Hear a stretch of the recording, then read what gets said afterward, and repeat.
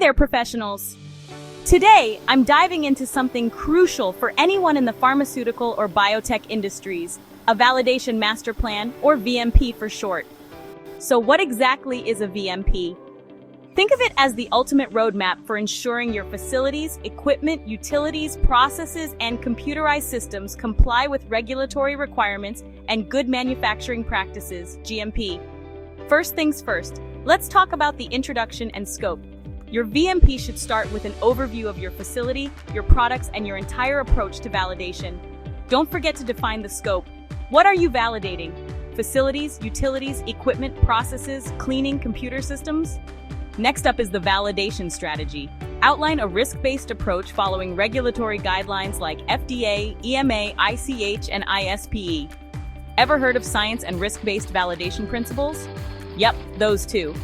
Moving on to regulatory and compliance requirements. Reference all applicable regulatory guidelines. 21 CFR Part 211 EU GMP Annex 15. Who, pick S, you name it. Now, who's responsible for what? That's covered in validation responsibilities and team. List out the roles and responsibilities of different departments like QA, manufacturing, engineering, MSAT, validation, and IT. Facility and utility qualification is next. Tackle design qualification, DQ, installation qualification, IQ, operational qualification, OQ, and performance qualification, PQ. For equipment and instrument qualification, think about the qualification of critical process equipment and periodic reviews and requalification requirements. Process validation is essential too. Cover process performance qualification, PPQ, continued process verification, CPV, and how you'll manage change control and revalidation. When it comes to computer system validation, CSV, make sure you're compliant with GAMP5 guidelines. Validate your manufacturing execution systems, MES, data integrity, and Part 11 compliance. Analytical method validation is crucial. Ensure that your test methods are validated for accuracy, precision, specificity, and robustness. Handling deviations is a biggie. Deviation and change control management covers how you'll handle deviations, corrective actions, CAPA, and change controls.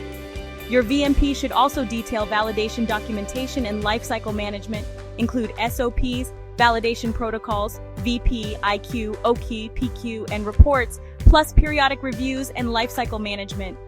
Training and continuous improvement is vital. Describe your ongoing training programs for validation team members and how you'll keep improving and aligning with emerging regulatory expectations. Finally, you need a validation schedule and maintenance plan. Outline your timeline for validation activities, periodic revalidation, and risk-based monitoring strategy. So, why is a VMP so important? It ensures regulatory compliance and audit readiness, provides a structured approach to validation, enhances product quality and patient safety, and facilitates efficient resource allocation for validation activities. That's a wrap on unlocking the secrets of a validation master plan. Thanks for tuning in. If you've got questions or need more info, drop them in the comments below. Catch you next time.